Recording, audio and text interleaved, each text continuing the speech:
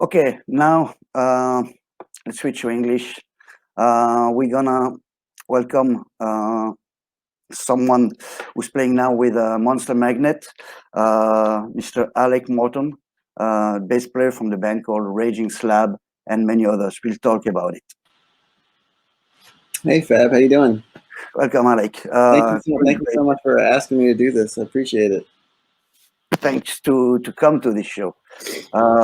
For the people who don't know, Alec is a very old friend of mine. I think it's 25 to 30 years we know each other. He was the bass player from a band called Raging Slab. What I don't like that name, but it's called a cult band. That means everybody loved the band, but nobody bought the album.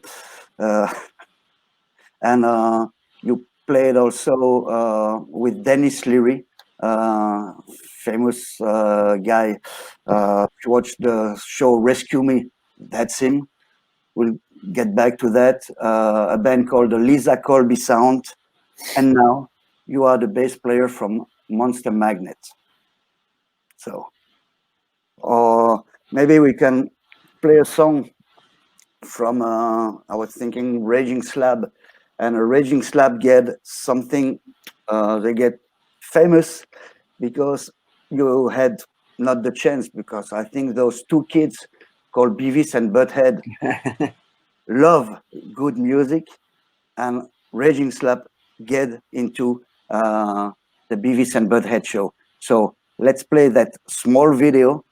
It's like Skinner, but in cool, and we'll talk more after. Okay. You know, it's funny. I mean, we were all thrilled when they showed that on Beavis and Butthead, because at the time Beavis and Butthead was a really, it was the hot new thing on MTV. And I remember when White Zombie's video, I think for Thunder Kiss 65, whatever that song was, they were on Beavis and Butthead, and White Zombie exploded. I mean, they just all of a sudden were the biggest thing, and we were like, oh, great, we're right on the fast track with that. But it didn't really happen with us. I don't know why, but I think talking about White Zombie, that was a very close band from a Raging Slab, right? Yeah, we were old friends of theirs from before they moved to Los Angeles. We used to play shows with them in New York, back in like late 80s, whatever that was, 87, 88. Yeah, they were old friends of ours. Raging Slab is basically a band from New York City. First album is 87. Yeah, the Assmaster record, 86, 87, 87 probably. Yeah, I think you're right. You would know more than me, I'm sure. You are playing with a band like the Butthole Surfer. For all the metal kids, one of the first drummer was the guy from Whiplash, I think. Yeah, Tony Scaglione from Whiplash. He also did a tour for Slayer. He did one tour when the drummer from Slayer was like, something was wrong with his arm or something like that. I can't remember, but yeah, Tony was from that whole New Jersey thrash scene. Yeah. Talking about the drummer, that's something a bit funny about Raging Slab. Like Greg, the singer and guitar player from the band, said it's like a Spinal Tap, but you always had incredible drummer. I tried to make a little bit of a list. You had the drummer from the Red Hot Chili Pepper. We did a record with Jack Irons. Yeah, we did a record that never came out with him. Yeah. Jack Irons. You make a stuff with the drummer from the Melvins. Yeah, we did.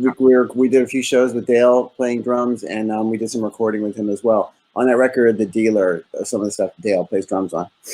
He was also the drummer from Nirvana, I think, for a short time. Yeah. Yeah, early on. Yeah. So Raging Slab was a four or five piece band. Metallica meets Skinner. Like, somebody, like some record reviewer put that. That's kind of stuck. I forget who wrote that, but that sort of got stuck. We got stuck with that. It wasn't the worst thing that could, people remembered it. Yeah. You had a few pages in Rolling Stone magazine who were telling Slab was one of the big next thing. You were on the label of Rick Rubin, who signed you for then stuff like all the band who work with Rick Rubin.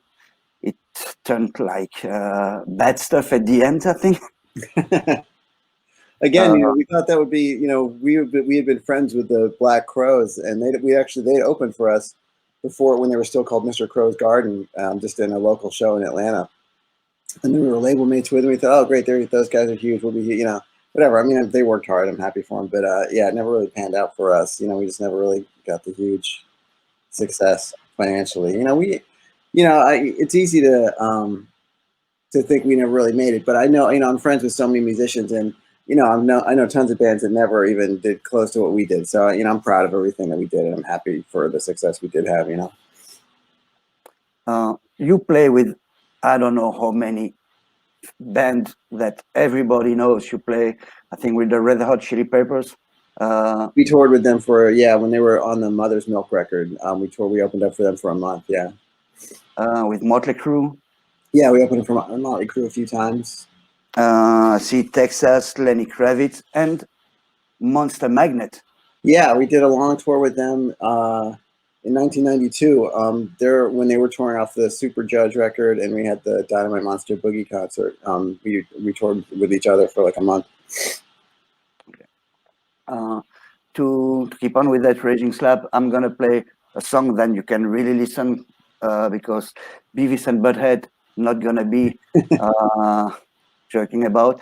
That's a song recorded in Amsterdam where you play a mandolin. I remember that show because we were there. I was there at the show because it's a very long story between Raging Slab and myself. Yeah. That song, wait, let me see where it is. Yeah, I have it. Yeah, here. I think that song is absolutely incredible. That's outside of what Raging Slab is usually doing.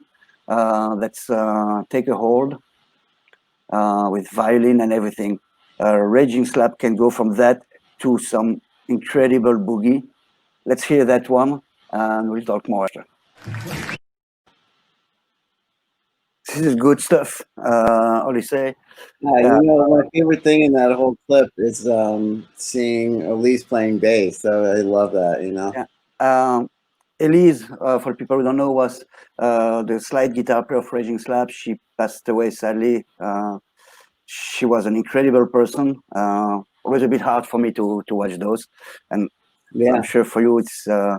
But she's smiling now, looking. Those songs still played.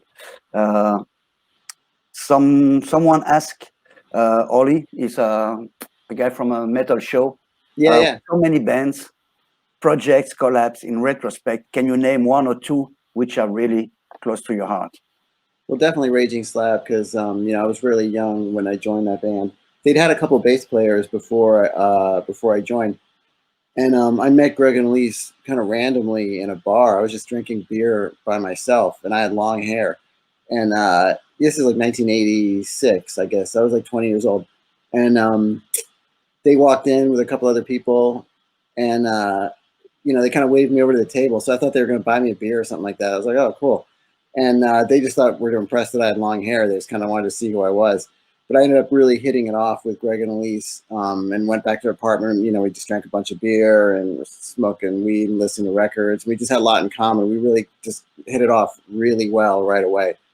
So then they asked me to join the band, and I never really played bass. I had a band in high school I played guitar in, but, bass was kind of a new thing. So it was like a learning curve for me. But, I was in that band for a really long time, and Greg and Elise they were like my family to me, I just talked to Greg the other day. It was his birthday.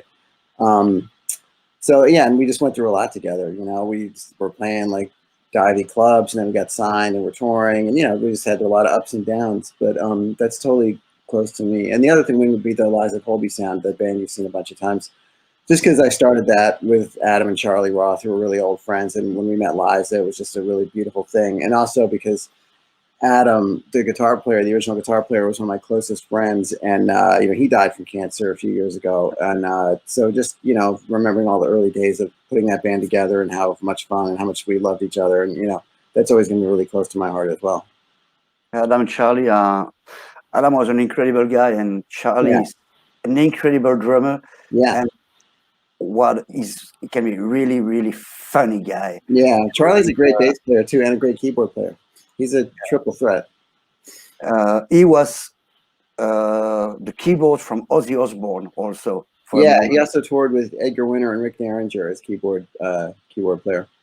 So really a nice nice career for he played with Edgar Winter, right? Yeah. Like that. It's Deninger. It's incredible. You were talking about the Liza Colby sound. That's how we see each other again a few years ago in New York. Yeah. I never heard of the band, and I was with Manu, and I remember during that show we watched each other, and we was like, wow, because Liza have an incredible voice. She's like a young Tina Turner. Yeah. Powerful music behind. It's like a kind of MC5 sometimes because it's really rock and roll.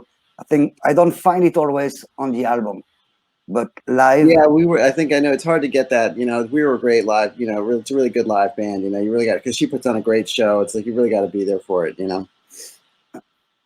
So from Liza Colby, I think I have one song. Where it is? I have to find it back. Wait, I don't have it here, sadly. I'm gonna try to. I'm gonna find back that song because that's not normal. I don't have it. Okay, with Liza and the others from the Liza Colby sound, you also play with Denis Leary. Yeah, and that was through Adam Roth because Adam and Dennis had gone to college together. You know, they met when they were 18 years old in Boston, along with a few other people that went on to do, like Stephen Wright, you know, a comedian. They were all part of this. They went to an arts college in Boston, and they all met each other then. So Adam and Dennis had been working together since, you know, they were 18 years old. So I started playing with Adam. I met him when I was in Raging Slab. He was in the Del Fuegos. I don't know if you know that band. They were kind of like a Americana band.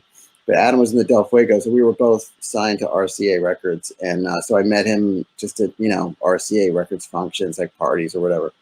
And then I ended up working at a rehearsal studio that was owned by a childhood friend of Adam and Charlie Roth's. So I started seeing Adam all the time, just in and out of the studio. So I saw him all the time. And then he had a weekly gig in New York playing, it was a Stump the Band show where we would take requests from the audience.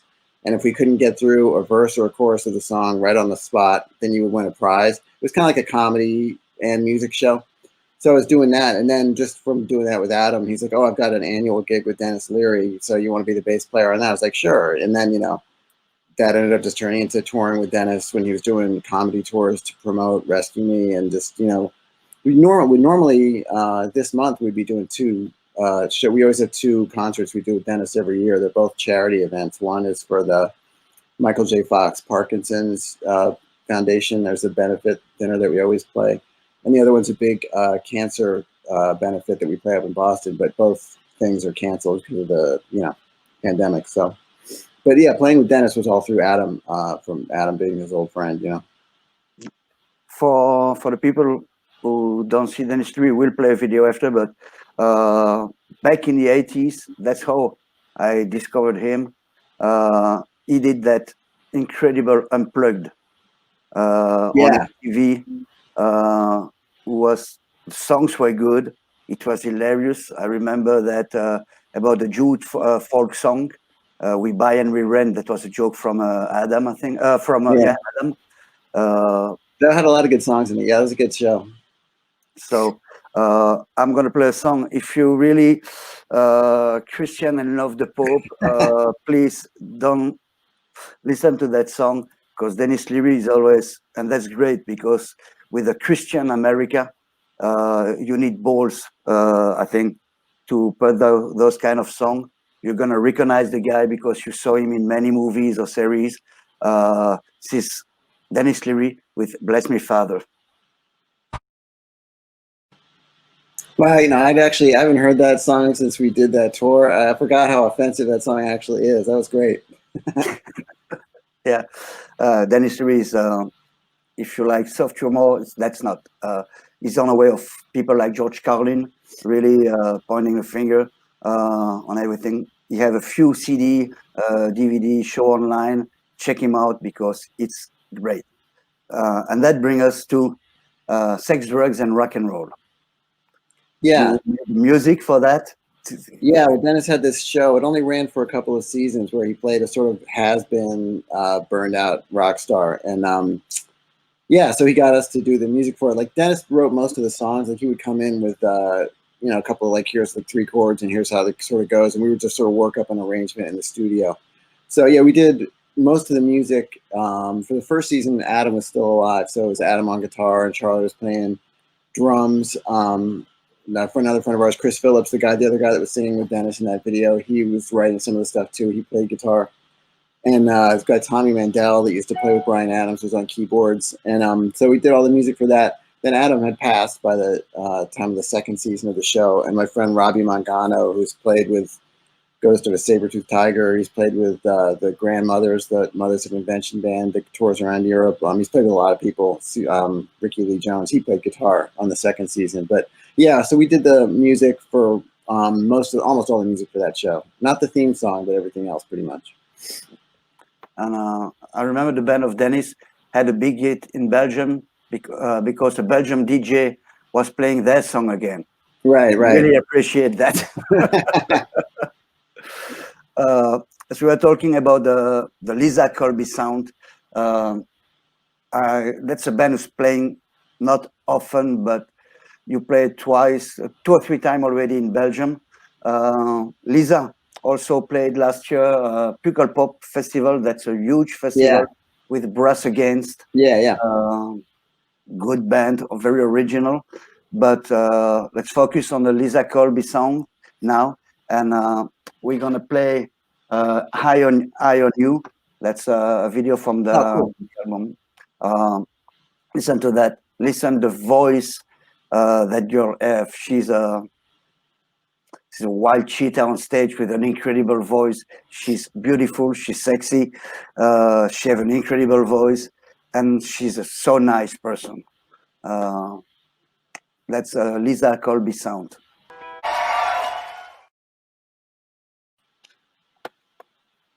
What a great song. And honestly, I think the only person who saw the band is Manu, who's also online. She can say it live. Live, that's absolutely incredible. And I always wonder how Liza don't fall on stage, because the way she dances with those high heels. She has she's like twisted her ankle. She's like sort of fallen into the drums a little bit. She's like, she has some accidents here and there, but she recovers really well. You know, like she plays it off like it's part of the show, you know. But yeah, she's tripped, and you know, we've had some accidents. Incredible voice, incredible album, and really a band you have to listen. I'm gonna put the banners of the Liza Colby sound, by the way, here. Check that band. You have a link to the Bandcamp. You can buy stuff, support the band. That's not a Belgian band, but support them. Okay, we're gonna go now to a lot of people say, wow, Monster Magnet on the show. How did you end up in Monster Magnet? I lost a bet. No, just kidding.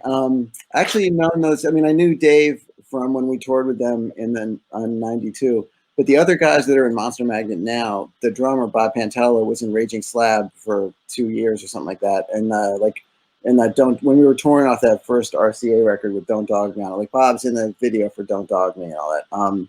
So I've known him forever. Phil Cavano, the other guitar player, I've known since he was in a band in the 80s called Blitzbeer. There was another New York band that we played with all the time.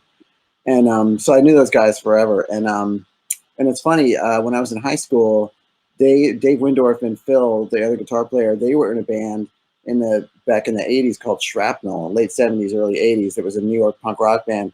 And they used to open for the Ramones. I saw them open for the Ramones when I was in high school a few times. And so that was another Small World thing like I saw. And Daniel Ray, who produced a lot of Ramones stuff and played with Manitoba's Wild Kingdom, and he was also in Shrapnel. So, and Daniel produced our record with Don't Dog Me on it. So it was like a Small World thing.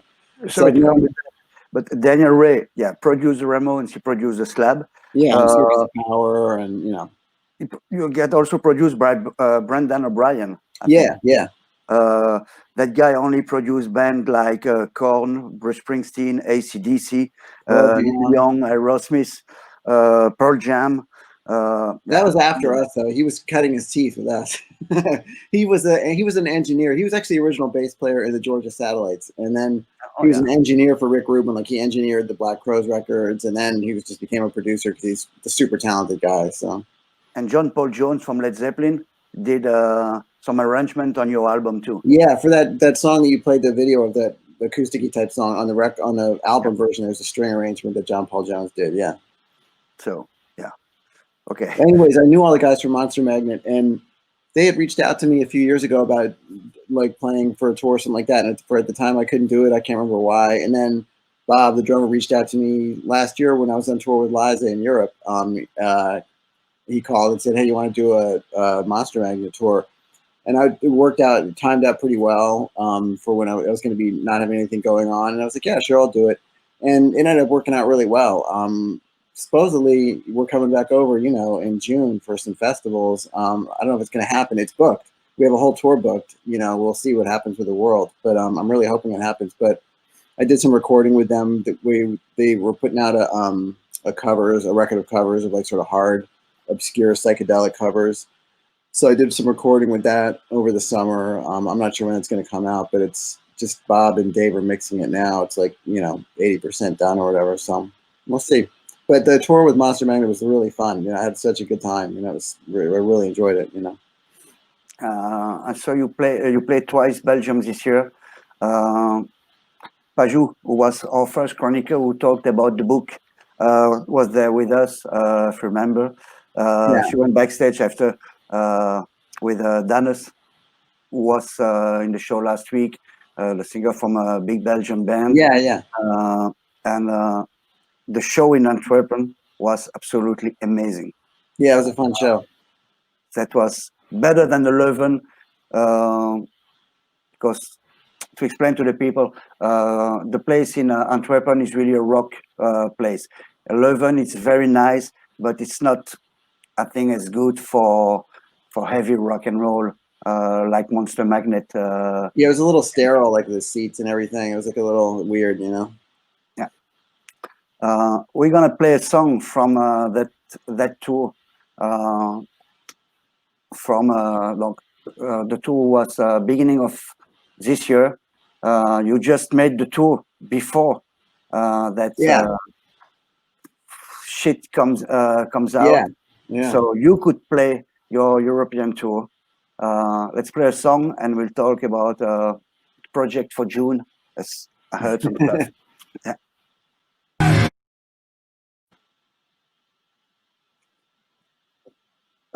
Sometimes smartphone can be very useful, I think. Yeah, it's cool. I never watched any footage from that tour. I never really know what it looked like from the audience, so it's cool. That's like a smaller venue, it looks like. I don't know where that was from, but it was like the stage looked small. I'm not sure. Those were I have two from that tour I found online. Those were the best, I would say, for the sound. You still can hear something. Okay. I was talking about June. For Belgian people know about that festival, the Graspop. Yeah, you told me about it. It was funny. You sent me a message saying, "Hey, you guys plan a festival?" Like, I don't know. And then the next day, I got an email about it. So that's a huge festival in Belgium that can go, I think, 40 or 50,000 people. And Monster Magnet should play if everything does good. Yeah, I saw the lineup. There's some good, Deep Purple, Judas Priest. There's some cool stuff. It's like. Yeah. But there's the whole tour book, so I'm really hoping it comes off. We'll see what happens. But see some question. Funny one. Do you have to pass a drug test to work with Monster Magnet? I know you are straight edge now, kind of straight edge. No comment. No comment. Yeah. Can you name like two bands that you're obsessed with lately and why? Lately? You mean like current bands? Yeah. That's hard for me because I gotta be honest, I feel kind of bad. I don't really keep up with current music that much. Or the Um, older band, even old band, you're really into those moments. I always, I always enjoy listening to Hawkwind, the earlier Hawkwind stuff. But when I'm home, just hanging out on my own, I tend to listen to more. I listen to a lot of '60s soul music, like Curtis Mayfield and the Impressions, stuff like that. Booker T and the MGs is a band I really go to a lot. Stuff like that. That's. All the stuff are always good. Yeah, Yes, today, Manu never heard that album. We played the Made in Japan from Deep Purple. I think that's a good album. that's a great record. Yeah, yeah. Uh, I like the early Deep Purple stuff too with Rod Evans. Before yeah, Ian Gillan joined. I like those records a lot. those, it's a band who did really great, great stuff. And for our generation, the three big in the 70s were Led Zeppelin, Deep Purple, Black Sabbath. Yeah, yeah. Uh, that's the after Beatles and Rolling Stones band. For the Monster Magnet, are you recording? Is there some planning for a new album or new songs? Yeah, I think. Well, since we weren't sure since Dave wasn't sure what the touring situation was going to be like, he didn't want to put together a whole original album of original songs and then not be able to tour behind it.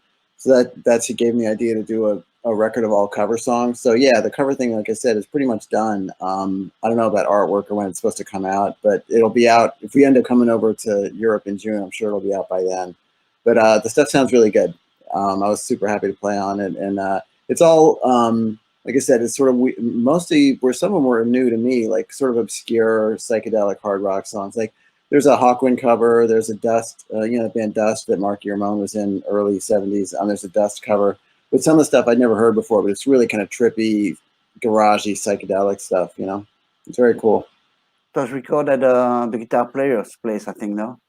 In Actually, Jersey? Bob, like some it fills, but Bob, the drummer, actually has a studio set up. That's where he did most of it. That's where I went. I went and just played bass. I didn't actually play with anybody. Like they had the drum tracks were already done. I just went in and played bass. But the stuff sounds really good. If it's as the concert, that's very good. And yeah, I just wanted to make sure. I don't know how much time you got left on the thing, but I was talking before we started about the other record that's coming out with Elise from Raging Slab singing. Like before she passed, she did a bunch of recording. She's really good. She loved singing. She's a good singer, so she wanted to record a bunch of stuff. It was a really weird sect of diverse group of cover songs like this. There's a record coming out of it that Greg plays guitar on it. I play bass, and Dale from the Melvins, Dale Crover, is the drummer on it. So it's coming out on their label, on the label that he uses, Joyful Noise, I think it is. I think next month it's supposed to come out, but it's a really crazy assortment of covers. There's like a Devo song. There's a song from the Bob Seger System. There's like a Crazy Horse song. It's like all over the map. But Randy California from Spirit, a song that he did on his solo record. But the stuff came out really, really good, and I'm excited for it to come out because I know Elise was really wanted the stuff to get released, and it's taken a little bit of time, what with one thing and another. But I'm really excited that it's coming out. So The Mississippi Queen was already yeah, incredible. I remember talking with her. She was like, "Nah, I'm not a good singer," but she had an incredible voice. yeah, and she could do the Mississippi Queen thing, that really sort of gruff rock and roll voice, but she also could sing really pretty as well. There's a couple of songs on this thing where she has uses her softer voice, and she was really good. And she wasn't in the best health when she was doing it, but she had so much heart. It's just like, it's. I'm really happy for it to come out. You also played with Joey Ramone, right? Yeah, that was one of the biggest thrills I ever had in my life. Because as I was mentioning, when I was in high school, the Ramones were like a lifeline to me. They were like a reason to stay alive, just that they were putting out good records, and I could go see them. Where I grew up in Washington D.C., but they used to play there 2 or 3 times a year, so I would always go to see them play, as long as it was a place that could let you in if you were under 21. And they were just meant so much to me when I was growing up, and he was a really big supporter of New York bands. Like he would go out all the time to see bands, and he was a really big Raging Slab fan. So I forget how it really started up. I think maybe we got him to come up on stage and just do a couple of cover songs. Maybe the first time, like we do like I'm 18, Alice Cooper, or we do Never in My Life by Mountain, you know, just whatever we could sort of cobble together. And then he would throw these shows together at the Ritz or at the Limelight, these big venues in New York with a bunch of different bands playing. So every band would play for like 20 minutes or whatever. And then at the end of the night, he would come out and do 5 or 6 tunes. And then he would usually pick us to be the backup band for that. So I remember one time at the Limelight, you know, was Marky Ramone was playing drums for some of it, which made it even crazier of a thrill for me to play with both Joey and Marky. And we did like My Generation and Mama We're All Crazy Now. And, you know, it's just a really, it like was such a huge thrill for me to get to play with him when I did. It was like, you know, one of the biggest thrills I ever had in my life. It was a total honor. Yeah, of course. I remember, I don't know if it's Greg or Elise who told me that he broke his leg at a Raging Slab gig. Yeah, it wasn't break his leg. He like sprained his ankle or something like that. It's in one of those Ramones books, like that one sort of standard biography of the band. It was at this club called Wetlands. It was sort of like a hippie club. They had a lot of jam bands there. Like he probably went, like Blues Traveler used to play there before they were huge. And we got a gig there for some reason, and that was 2 sets. So we had, you know, like we do a set and then take a break and do a second set, which we were not really used to because, you know, we used to drink a lot of beer on stage then, and by the end of a show, we'd usually be pretty well done. So it's like, oh, we got to do another set. So I remember we were pretty drunk, and Joey might have had some beers as well. I don't know. We got him up at the end, and it was like stairs up to get to the stage. It was you know, like a stair thing. And he was sort of an awkward guy physically, just because of how tall he was. And like this, it was like a narrow stairwell. And I think coming down, he like twisted his ankle or sprained it or whatever. He ended up being laid up for a little bit. I think he might have sued the club actually. Thank God he didn't sue us. But yeah, but it made it into the Ramones book that he was like out of commission for a little bit because, again, he came up and did 3 or 4 songs for encore, like whatever we could get through on the spur of the moment, you know. I told you that outside before the show. In Belgium, we have a band called Soul Wax. Oh yeah. I wanted to play that song. They made a song called Teachers, was a kind of tribute to all the band they loved. It's Soul Wax is a band from Ghent. Those guys had a great DJ set also, and I know they play some Raging Slab. That's when I say cult band. I'm gonna play that song called Fathers. I remember I sent that to Elise a few days before, and she was very surprised that the Belgian band talked about the Slab in a song. So that's Teachers from Soul Wax. That was wild. Yeah. I'm not even sure Greg know about that. No, song. I gotta let him know. I'll track it down and send it to him. Yeah. So let's get back to the Monster Magnet. How is it to now touring again? Because I know you had a lot of different things in your career. At the moment, Raging Slab was really the new band, the band to listen.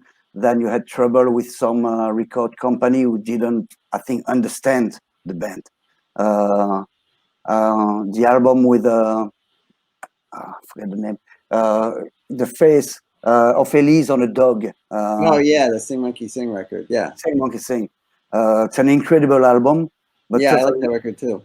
Out of what a label were waiting, I think, from. We had a lot of problem getting that out. Like we recorded a whole record for the Rick Rubin label for Deaf American that he rejected 100% and just said, I'm not putting this out. So then we went back to the drawing board and recorded the Sing Monkey Sing thing. And we had been asking to be let go of the label because we knew it wasn't working out for us there. We just were like, can you let us go, let us out of our contract? And they were like, no, you're still under contract. So we're like, all right. So this is like time is just going by, you know? And so we recorded a whole other record, the Sing Monkey Sing record with a different drummer and, you know, And I really like that record. And I remember, I think Rick Rubin said something like, you know, oh, I really like this record, but it's never going to sell. And then they dropped us like the week after it came out. It was just like the record came out. It's like, okay, you guys are done. You know, fine. Thanks for nothing. You know. Yeah. I don't know if you saw the movie about the Beastie Boys, the last movie who came out. No, is it good? Yeah, very good. Because they just play a kind of documentary about the Beastie Boys, but they stand on stage and comment everything. And you know, they have a very weird sense of humor, Yeah. which I really enjoy. And they really get hard on Rick Rubin, who tried to make Fight for Your Right again and again and again. When that band was so rich, as I think Raging Slab, you could have song like Pearly, Don't Dog Me, Geronimo, but also an album, The Dealer. I think that's an incredible album too. It's so different, and I think that's what made a band good. Except the Ramones, who did the same song for 40 years, and that was still for me one of the best band ever. Yeah, like AC/DC, you know, they have like this AC/DC. thing going, you know. New AC/DC, I don't know if you heard it. I haven't heard the whole thing. I heard like snippets of it. I haven't listened to a whole song all the way through. The stuff I heard sounded fine, you know. I was just It's there's just fun. something about it. I don't know. Exactly. I mean, I just can't get over the fact that Malcolm Young's not there. That's what I can't get past. You know, but that's me. Like, I'm gonna play a second song from the live Monster Magnet, all right. and we'll talk more about it after. Um, I just saw this week on your Facebook profile that you record something with Rob Carlyle with some very special guest people as Frank Ferrer from the Guns N' Roses, Yeah. Bumblefoot, Earl Slick was in Dirty White Boys, Little Caesar, and who's now in Earl Slicky played with New David Bowie York. for years, and John Lennon. Oh, yeah. So what that's a project? You play only one song, guest, or? No, I tell you, it's I actually played on most of that record. It's this my friend Rob. He's got this band called the Compulsions, and they've been around he's been around doing it for a long time in New York. Frank played with him for a long time, and also Richard Fortus, who plays in Guns N' Roses now. He was doing it for a while, and he sort of gets who people he wants to play with to record. So I ended up recording. I think because he played me the record like 6 months ago, and it was all mixed, and I played on most of it. I think it's like maybe 10 or 12 songs. I play on probably 10 of them. But the thing is, like, it's cool. I'm on these tracks with like Earl Slick and Bumblefoot and stuff, but I didn't meet any of them, you know, because when I was like going, it was just me and the drummer and Rob anytime I went in and did it. So it was with Frank one time, and Frank Ferrer is a really, really old friend. So that was a total pleasure to record with him. And the other drummer is Brian Delaney, who was playing with the New York Dolls reunion, and I think he plays with Melissa Etheridge now. But it was a total pleasure to play with him as well. But later on, like they'd get like Earl Slick or Bumblefoot in to do stuff, so I didn't get to meet any of them or whatever. But the stuff sounds good. I'm thrilled to be on a record with those guys. You know. I think the Frank Ferrer. I'm not sure. I think I met him at a Liza Colby show. Yeah, for sure. Time. When he was in town, he would usually come to the gigs. Yeah. And that's after I heard he was the new drummer from the Guns N' Roses. I was like, oh, okay. He's been doing the Guns N' Roses gig forever, though. He's been in that band like 20 years now. You know.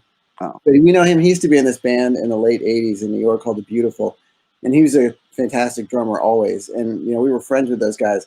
And we were, as you mentioned, Raging Slab always had drummer problems. And we were always begging Frank to join our band because he was a really big fan. And in fact, his business cards say Thunderchucker on it because that was his favorite Slab song. But he was really loyal to the guys that he was working with in The Beautiful, which shows you what a good guy he is. So he was like, I would love to join you guys, but I can't. I'm loyal to these guys. So, but I'm happy that Frank's doing well. He's a great drummer and a very sweet guy. Yeah, very nice guy, yeah. I'm going to ask you a trick question now. If you should take 3 albums who change your life, or the 3 albums you should take on a desert island, what would it be? You want the ones that like changed my life, or the ones I would take on a desert island? You can have 3 and 3 if you want.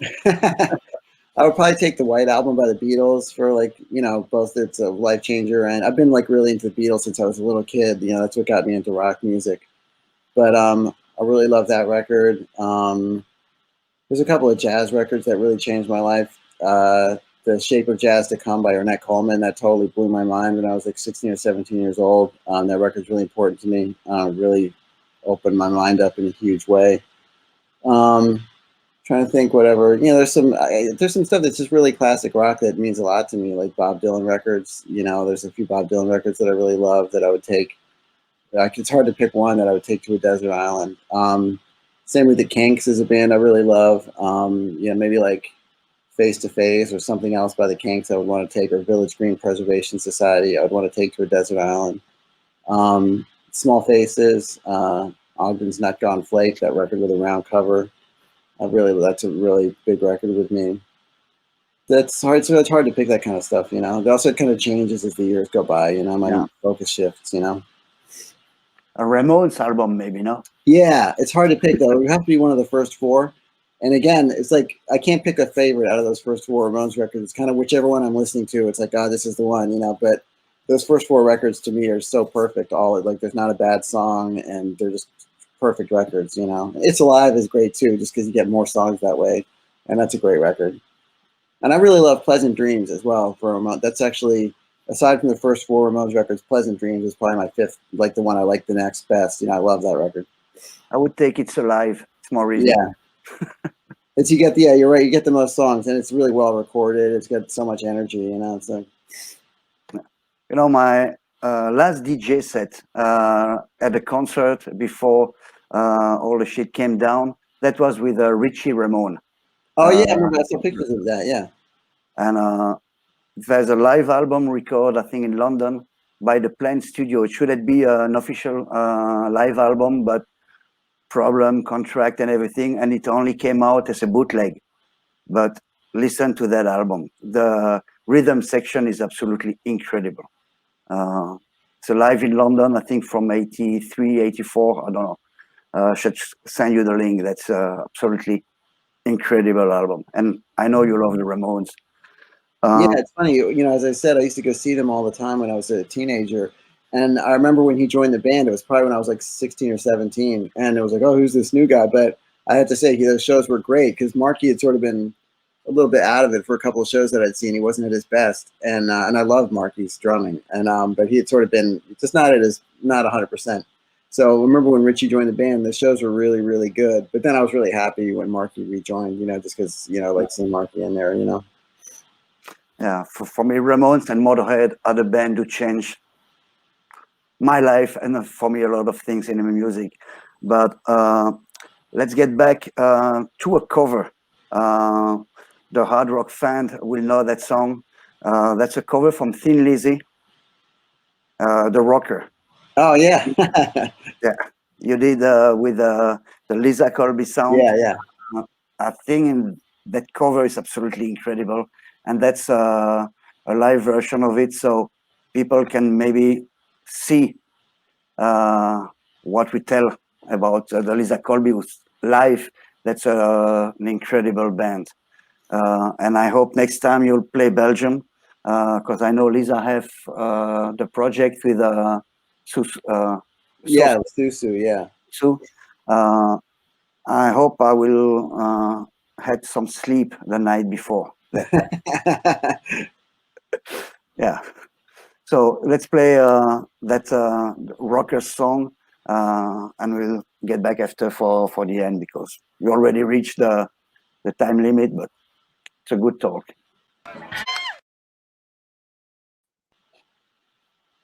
What a great song.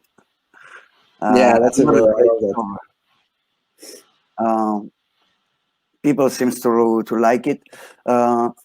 In the beginning of the show, we had Ash, who told us about the Book of Roach from Agnostic Front, and we talked about the Lower East Side, because I know you were in the Lower East Side in the 80s. Yeah, I came to New York in like 83, 84 to go to college actually, but I dropped out of college and stayed in New York, and that's where I met Greg and Elise.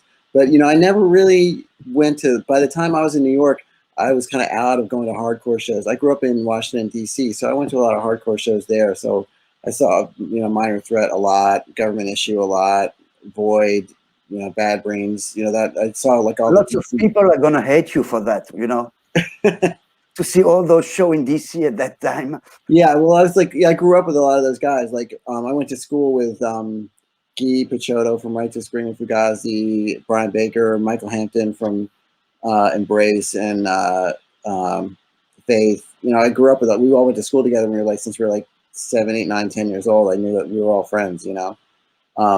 So I was just at the right place at the right time. So I saw a million DC hardcore shows. But by the time I came to New York, I was kind of like not just personally. I just wasn't that into hardcore music anymore. It just sort of, I just got tired of it. But how was it to live in New York at that time? It was a little gritty. I mean, you've been in New York plenty, even before Giuliani, but it was grittier than it is now. Although I guess people are saying it's turning back to New York in the '80s now because all these people are leaving town, and But you saw whatever Trump was saying in a debate last month or whatever that New York was a ghost town. It's not true at all. New York's not that different. I mean, it's different, but there's people around. Stuff's open. It's not deserted. There's people out and about. To believe everything you hear. For people to understand what's New York, I'm trying to go every year or every 2 years. If I go 2 weeks, I go on a Rock Sounds, on my Rockness, with a site with all the concert happening in New York. And when I type the 2 weeks I'm going to New York, I have maybe 200 shows in 2 weeks. And that goes from Springsteen to Madonna to there was Greg Allman a few years ago, to the Liza Colby or Agnostic Front. So yes, New York is still alive. Yeah, I mean, there's not live music's not really happening now, other than some people doing like live streaming from clubs and stuff. But it'll come back eventually. Who knows when? It's weird for everybody right now, but stuff's going to eventually come back. What do you think of the live streaming of shows? I don't know. To me, the sound isn't great. I mean, I appreciate people do it. It's great. And, I've tuned into a couple of things. Liza, we got offered to do one, but we don't have a regular guitar player right now. And it was like the money wasn't that good. It just seemed like for people, and it was in the summertime. So it's like for asking people to like pay $10 or $12 to sit in front of their computer for an hour and like look at like something that's going to be sort of wobbly video and sound kind of like half-assed. It just didn't seem like, I don't know. To me, it's a little weird. I'm happy, if people want to do it and tune in, that's great. To me, it's a little lacking in something. Yeah. Well, this kind of is different because it's an interview and you're showing clips. It's like, but an actual gig is a little weird, Especially when you ask to pay for it. Yeah. I saw a few stuff I was laughing about. I think that's Craig from Agnostic Front who put that on his Facebook, saying, when we play the small band, we have to buy tickets. The pay to play, it's not official, but that's the way it is for a lot of small bands. You have to buy tickets. Yeah. They fucked up a lot of bands, and now they like help us pay 10 or 15 euro, $10 to watch an online show. I think that's a little bit of brain damage on their side. But we need place to play. And I know New York is still well and alive. I saw before a question, I think that was Ash, who asked, how is the New York scene? Because you still live in New York. How is the New York scene now?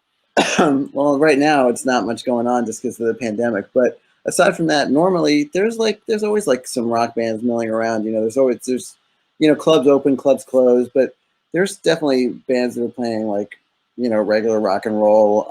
There's still a lot of clubs that flip over into it. I'm sure you deal with. I know you deal with this in Europe a lot. Like at midnight, no more live music. We have to have a DJ in, and I'll bring in some dance electro DJ or whatever. But that's how they make their money. But there's plenty of bands that are doing rock and roll, original rock and roll, and there's a good amount of places to play. There's always stuff going on. Yeah. I know every time I'm going there, I don't. It's not what I have to find gigs to see. It's I have to find which gig I will see. And then you do stuff as well. You do DJ sets when you're here, so you know. Yeah, I played Autos, Yeah. Head. Was very something incredible personally. To play New York, to be able to play New York is something. It's a dream. Okay, we are coming to the end of this show. I really want to thank you so much to be on that Brussels TV tonight, because that means a lot for me, because we're friends for so long time, and I'm really happy to have you as the first outside Belgium guest. Thank you so much for asking me. That's a really sweet of you. I'm happy to do it. You know. Really, thanks. And we're gonna leave people with another Slab song. All right. I know you now in a Monster Magnet, but sorry, Raging Slab People is one of my favorite bands. So mine too. Okay, there was something, a question before. We should find inspiring to someone should carry on. So cool. So okay. Given all the name dropping in this interview, I find it inspiring to see someone your caliber remain so cool, so humble, and just spend some time to chat with us. Thank you so much, Alec. I didn't mean to be name dropping. That sounds creepy to me, but you know, but yeah, I mean, I really enjoy it. I'm just touched that Fab asked me to do it. You know, I'm doing the name dropping because Alec. Okay, we're gonna play another song from that live in Amsterdam, which stay for me a great memories, great tour. That was the that tour of '92, I think, 92, yeah, 93. that's when I first met you. You and yeah. I think there was a tour before, no? Maybe, yeah, maybe not. Yeah, it was right around then. It's hard for me. It's a long time ago. As I told you, my memory's not great. So so that's great music, and to all people, check your record shop, check Discogs. There's a lot of Raging Slab records to have. eBay too. Check eBay. Check eBay. Yeah, I even found a limited edition of red vinyl. I don't have that. Saw that, so I took it. I would like to have the first CA, the mini album. What was the one with the cartoon on it? Oh, the Assmaster or Assmaster. Yeah. This one is very hard to find. Really? I saw it. Well, I can get it. I don't know. I might have. I only have one, but if I see one, I'll get it for you. I'll buy it for you, and then I'll just keep it for you when I see you again. Yeah. Well, thank you. Okay, let's play another Slab song, and then we'll say bye-bye to everybody. Thanks again, Fab. Okay. Good Manu for me. Oh, she's in bed watching us. I'm sure she's gonna send us a message right away when she's gonna hear that. For the people who are listening to the show, I'm gonna end it up, and I'm gonna get back for more of a DJ set, and we're gonna all talk more. If you want to join, you're welcome. That's the informal part, because this part gonna be after on YouTube. The other part is some more crazy stuff. I have a comment from Manu. I'm doing a lot of okay. I never find very easy my words sometimes. So let's play that song of Raging Slab. Thanks again for the show. To all the people listening after, I'm gonna cut it on Twitch TV. Then I come back for the kind of bar discussion talk of the show. Thank you again, and let's play another Slab song from Amsterdam. That was 92 or 93. You can find it all on YouTube. There's 5 or 6 songs with an interview. Check them out. They are great. Thank you, and bye-bye. See you later.